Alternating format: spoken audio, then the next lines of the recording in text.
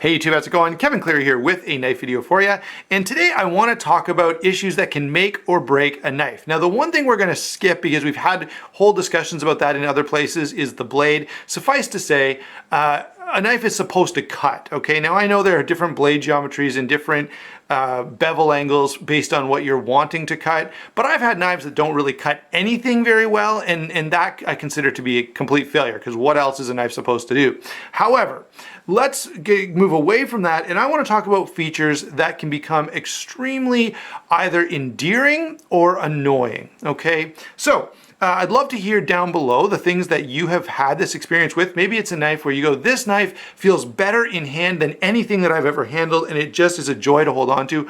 Or maybe this knife has the worst action or the worst detent, and it bugs me every time I use it, okay? So those are the kinds of things we're talking about. And I'm gonna start off with number one, and that is texturing, okay? And so we mean jimping, we mean textured G10, putting a little bit of roughness in the right places so you don't feel like you're going to drop the knife. And I've had knives, and I've shared that with you before.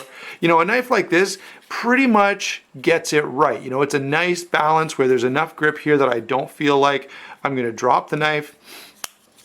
Something like this, although this one is pretty good because of the finish on the titanium, but I've had, which real steel was it? One of them that was stainless steel was pretty smooth and can be, you know, and sometimes you find yourself holding it going, I wish there was a little bit of traction here somewhere. Okay, now in extreme cases, you can get a knife that, you know, maybe we all know about the cold steels, how they often won't go into your pocket very well. I usually spring the clips just a little bit to solve that problem.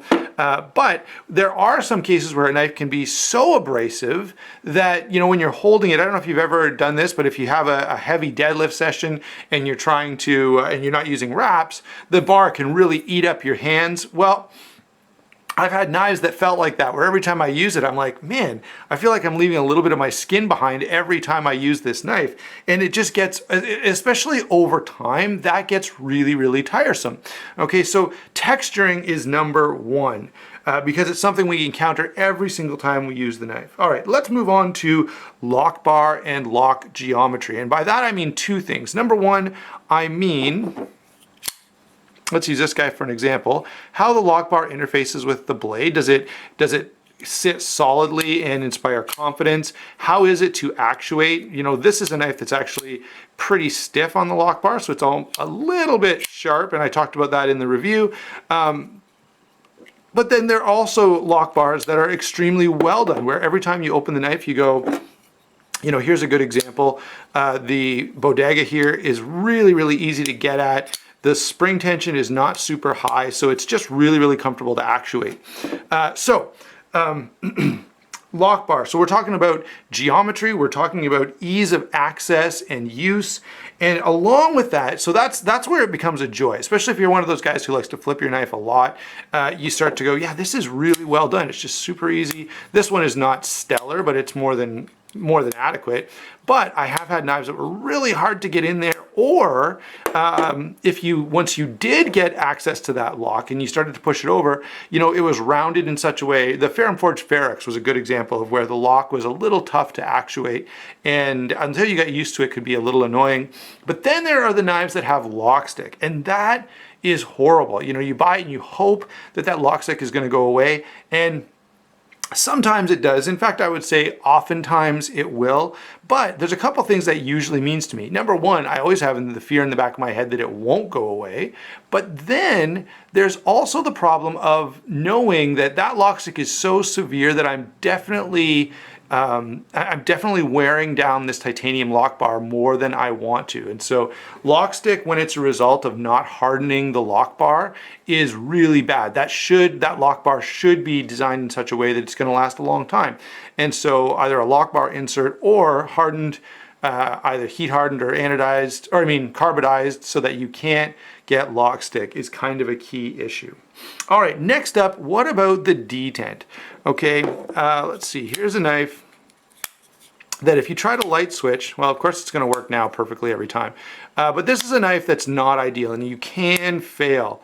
The detent, there we go, the detent is just a little softer. Now, it's designed quite naturally to push button, and if you push button it works every time.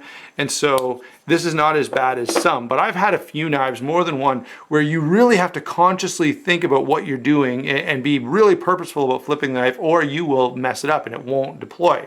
That's really annoying when that detent is messed up. But not only is that aspect of it annoying, I don't know if I have a good example of this, even a knife that I can make it work. Let's see. Okay, so this knife, it's actually done pretty well, but right here, the knife, if I push down a little bit, it'll break. But the detent ball is caught on the corner of the lock bar there. That is really annoying, and some knives get it really wrong. So you have to like close the knife down to here or something before the detent ball is past the top of the lock bar. And that is really annoying, especially if it's to the point where I've got to move my thumb and somehow try to get it to get past that.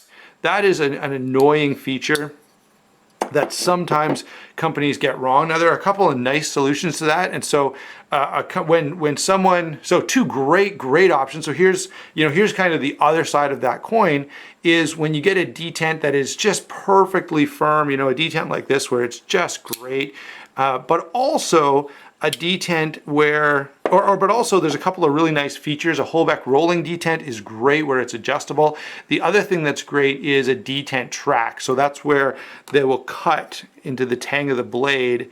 This one doesn't have it, but I'm just kind of showing you the tang of the blade where it would be, where you will actually cut a little track into the tang of the blade that the detent ball can ride in, so that it's sort of just a gradual transition instead of that abrupt catch that can sometimes happen.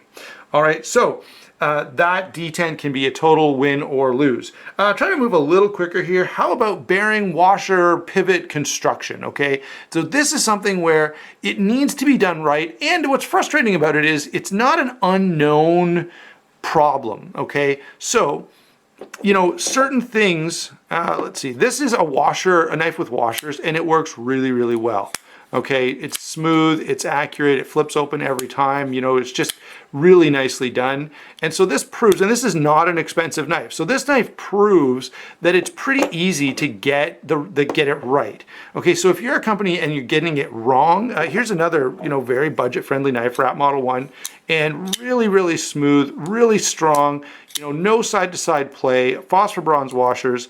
And so let's talk about a couple of things here. So large washers are better than small. Phosphor bronze washers are better than Teflon. And in some cases, phosphor bronze washers with good, tight, clean tolerances are even better than bearings, especially if that knife is going to be used in an environment that could get dirt and grime and junk in the bearings, because bearings are a little harder to maintain. The other issue along those lines is the way that you do the bearing race. Okay, remember the Spyderco Advocate issues where the bearings were just carving a huge divot out of the titanium. Well, that's a fail. Like, that's something that should never happen. And so, companies need to make sure that they're not designing a knife that's going to have bearing problems, especially because there's so many who do it right. You know what I mean? If you really mess it up, why would I buy that knife? There are like 100 that have perfect actions and really well put together. So, as consumers, we ought to sort of teach the industry what not to do, okay, by not buying the ones that are not well done. All right, next up is disassembly. Is your knife easy to put together and take apart? Does it have good locating points? Does it have good quality screws that aren't going to strip out the second I try to do anything? Have you buried the thing in red Loctite so that now nothing can come apart? All of those things are super annoying, or a total win. So I've taken, one of the great things that I love about my XM18 is it comes apart and goes back together so unbelievably easily. When you buy aftermarket parts for it, I mean, I guess they're kind of aftermarket, but they're directly from Hinderer. But when you buy parts for it, they always fit, they always drop in exactly as they should. There's just a high degree of precision and quality. Sebenza is the same thing. You start opening up some knives and you can give yourself a lot of headaches because the tolerances are crappy and you may never get that knife put back together. So A knife that comes apart and goes back together super easily, that is a joy. Well, a knife that you can't take apart, or you know it has soft screws, or you know the head depth isn't very high, you know, all of those things, you can look at a knife and go, yeah, this makes me really, really uncomfortable taking it apart, and that sucks. Let's talk about pocket clips. Pocket clips. Generally speaking, all of these are pretty good. This one is a little bit, you know, over the top, but it does function. It goes in and out of pocket very, very nicely. Of course, we all are well familiar with the cold steel issues where they can be extremely difficult, but that's more due to texturing. Sometimes I only have, I got one other one. So this is a milled titanium clip, and I love milled titanium pocket clips, but when you're milling this out, take a measurement in here and make sure that there's enough space for your average pair of pants, okay? Here's an example of one that's pretty tight. Now, luckily it's springy enough that it goes in no problems, but when I have this sprung into a pocket, you can see like there's not a lot of space here, so this is like, feels like it's bent way out to fit into some pants pockets just because they didn't allow quite enough space under the clip. Okay, so pocket clip, again, can be either a joy where it goes in and out of pocket, no problem every time, or it can get really tiring when you've got to use two hands and yank the knife out of your pocket, and then you've got to spring the clip up a little bit to get it back in every time. That gets really, really frustrating. Let's talk about finishes. This is something that can make a knife so beautiful. Look at that. I love the finishes on this knife, but I do have to admit that these finishes make me a little bit nervous, okay? You know, most people are going to buy a knife to use it. I know there are some who are just investors or just collectors, and they're going to put it in a safe and never touch it again, and that's fine. But in general, if you're, you know, what can really put me off of a knife is a finish that is so fine and so detailed that the slightest thing is going to mark it up. Now, to some extent, all titanium is like that, but a stonewash finish like this can get some marks and snail trails, and you're never going to see it. Chris Reeve is who I want to pick on a little bit here. The texture in hand of a Chris Reeve knife is great. Okay, it feels amazing. However, that blasted finish is so sensitive that the plastic on this table can actually mark it. Okay, so that becomes a little annoying. Now, the reality is if you buy a Chris Reeve, you know, you should buy it kind of knowing that it's going to get a little bit of wear mark, some wear marks, you know, buy it knowing that from the start. Another good example is a knife like this where it's all DLC coated. And any little scuff, any little mark, because this is black on silver, like the slightest little thing is going to stick out like a sore thumb. And this one's not bad, but it has been used and carried.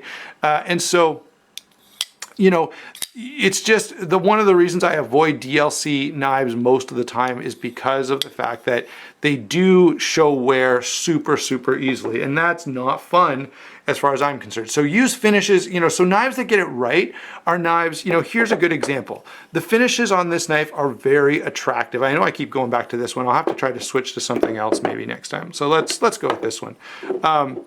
So even here, the finishes are nice looking, but they're not done in such a way that it's going to easily mark up. Of course, the same with this. You know, you could put this in the washing machine and run it for a while, and you probably wouldn't get too many marks on it. Here's a good example. Cheap paint comes off that clip so easily that, you know, I don't even carry this knife a ton. I do carry it, but you know, that just chips off so easily. So what you use for finishes can really be bothersome. Okay, how about this? Now, this is an obvious one, and it's probably one I would have mentioned right away. The price, okay? And so the price of a knife obviously has a big impact on, you know, whether or not we're going to buy it. But more importantly, it can be used and often is used as sort of a marketing tool, okay? And what I mean by that is, you know, knife companies will say, you know, we're trying to be a high-end company, Benchmade, for example. And because we're high-end, we've got to charge more for our knives. Well, you know, how about you come down to a reasonable price point and show how premium you are by hitting an extremely high level of quality all the time, okay? That's the way to show how premium you are. It's not by making knives that are really expensive, okay? Let's see, what else can we do? Oh yeah, I got two more for you. The first one is comfortable versus uncomfortable flipper tabs. Let's pick on this guy a little bit, see how the Now, if I light switch this, it's not terrible, but if I sort of push button it, I've got to get my finger right on the sharp point there, and that's not the best.